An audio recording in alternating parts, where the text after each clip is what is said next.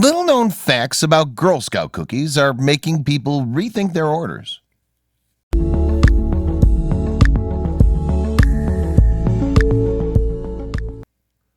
Girl Scout cookies are an American staple as classic as apple pie or fights at Thanksgiving dinner.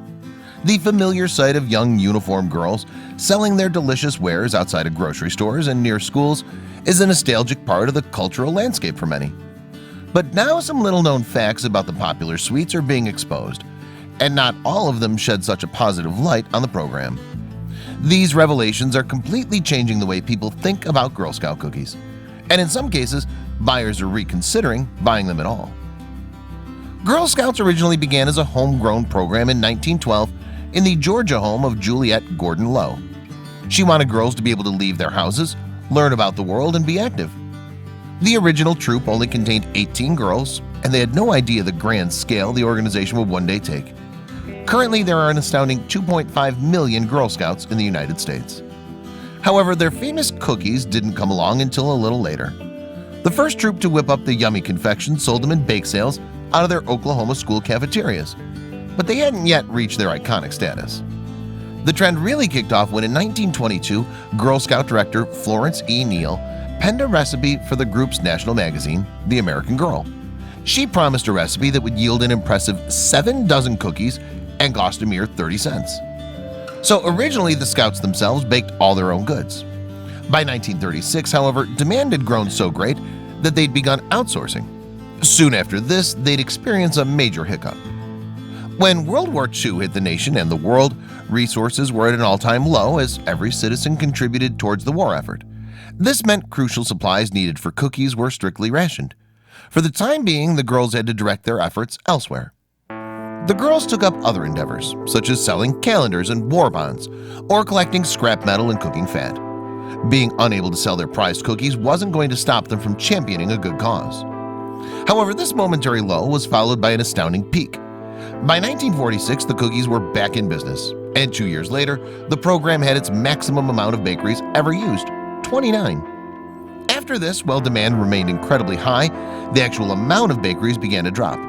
By the 1960s, there were 4 remaining, and by 1978, there were only 4 institutions in the entire country left baking the goods. Today, there are only 2 separate bakeries making the confections: ABC Bakers in Richmond, Virginia, and Little Brownie Bakers in Louisville, Kentucky.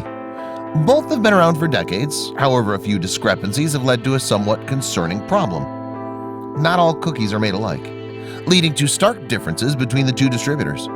This means that unlike nationwide chains such as McDonald's or Wendy's, you can't necessarily expect consistency across different boxes of Girl Scout cookies.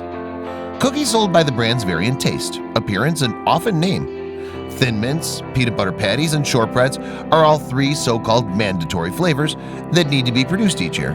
But even these vary significantly between each distributor. This means that depending upon what region of the United States you're in, you could be receiving a completely different tasting cookie. Discrepancies can even be found within the same state. It all relies on which bakery or local troop chooses. For example, ABC's Thin Mints are quite crunchy and lean towards being more chocolatey in terms of flavor profile, while Little Brownie's renditions contain more chocolate but also include unique peppermint undertones. However, fluctuations in product taste and consistency are far from the only controversies plaguing the Girl Scouts. Some of them even have roots that echo back to the program's founding over 100 years ago. For years, young troops of Girl Scouts loved to go back to where it all started in order to sell their signature snacks. They'd sell goods outside of the home of the original founder, which is now a historic national landmark. Some didn't like this. Certain locals labeled the activities public peddling, a technically illegal activity.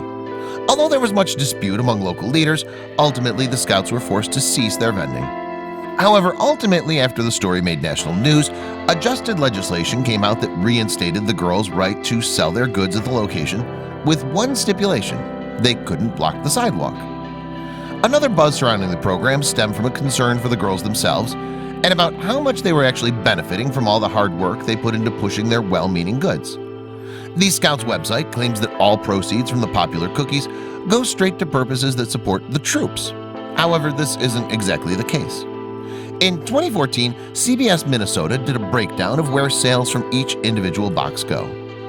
Their results showed that 27% of proceeds from each box went to production costs, 19% to the Scouts Volunteer Program, 15% to Girl Scout camps, 12% to leadership programs, and 6% to local administrations.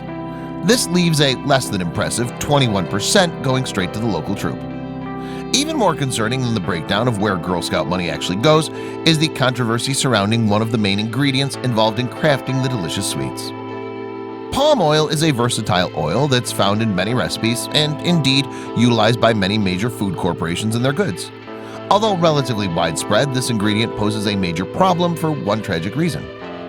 Palm oil is so harmful because it has contributed to the destruction of rainforests in Southeast Asia, where plentiful chunks of diverse habitats are cut down in order to create spaces for cultivating palm oil. On a national level, Girl Scouts have refused to stop using the ingredient, saying that, for the time being, it enhances the quality of their cookies too much to be removed. Leadership has responded to questions with careful sidesteps and evasion. However, this has not stopped the fearless Scouts themselves from fighting back against the harmful practice employed by their overlords. They've engaged in protests and boycotts across the country and are trying to make their voices heard.